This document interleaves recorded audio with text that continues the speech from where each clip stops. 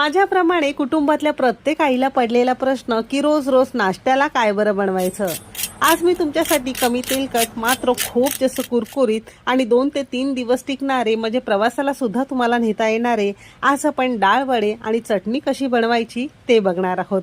बऱ्याचदा डाळ वडे बनवल्यानंतर तेलामध्ये सुटतात फुटतात, तर ते होऊ नये म्हणून कोणत्या टिप्स वापरायचंय आणि भरपूर टिप्ससह रेसिपी मी तुमच्यासोबत शेअर केलेली आहे, म्हणून ती अगदी शेवटपर्यंत नक्की बघा. चला तर मग वेळ न घालवता रेसिपीला सुरुवात करूया.